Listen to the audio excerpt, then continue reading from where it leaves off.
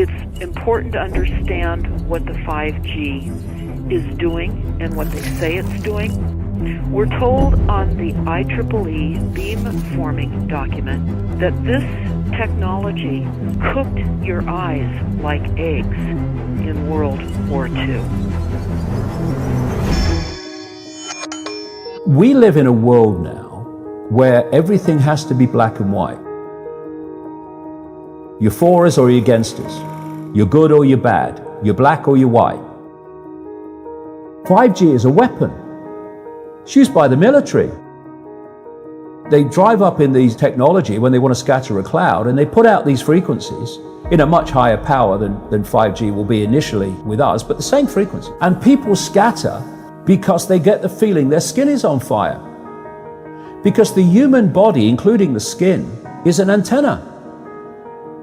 It interacts with frequencies and it receives and transmits information. At the cutting edge of understanding of DNA, scientists know that DNA is a receiver-transmitter of information. And we are electromagnetic, electrical organisms, transmitters and receivers of information. When our electromagnetic fields are in balance and harmony, we have health. We have psychological health and we have physical health.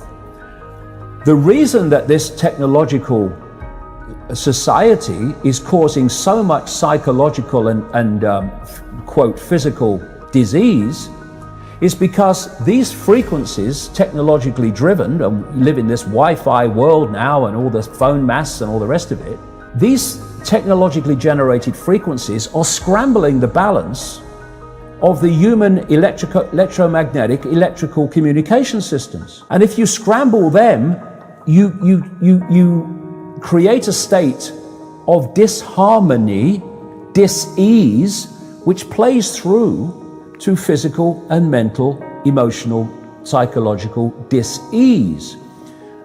And there's another point to this. The brain processes information electrically. It communicates with the cellular structure electrically, and it operates within a certain band of frequency. If you can broadcast frequencies carrying information and perceptions within the frequency that the brain decodes information, the brain will decode those frequencies and will have those perceptions. You can externally, even without connection to AI, although that's the piece de la resistance, if you like, that's the kind of holy grail, but even before that, you can influence people's perceptions externally by broadcasting these frequencies that we interact with, because we are antenna. Now, some decades ago, there was a guy who worked out the frequencies of different emotional states. This is long ago. I mean, it's very, very sophisticated now. So every thought, every emotional response is a frequency.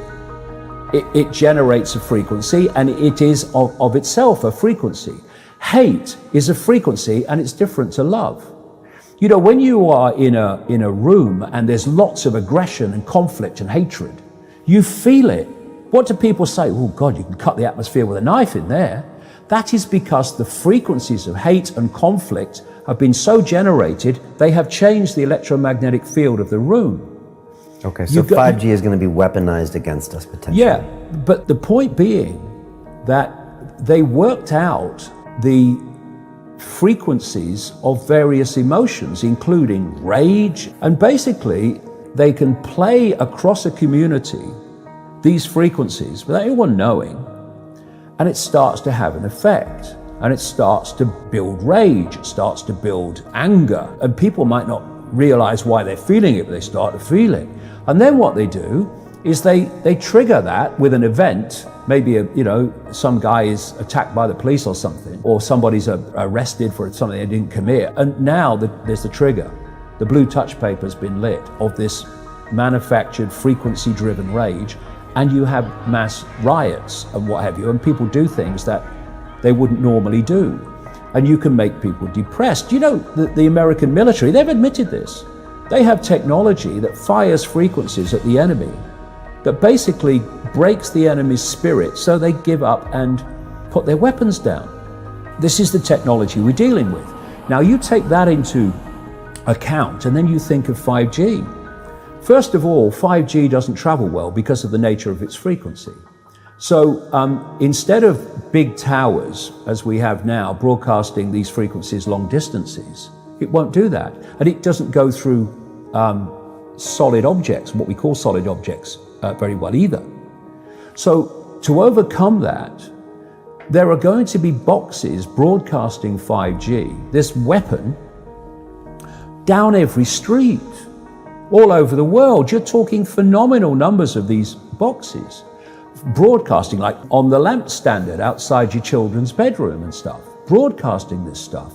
There's nowhere you'll be able to go where you won't be in a field of 5G. And another interesting thing, I don't know whether you've noticed this, but the story broke first of all in Sheffield, when the council started cutting down literally thousands and thousands and thousands of mature trees in urban streets. And there were big protests about it. You know, Sheffield claimed to be a green city, but all these mature trees were coming down, thousands of them. Now, the worst nightmare, I'm not saying cause and effect, but I'm saying think on it.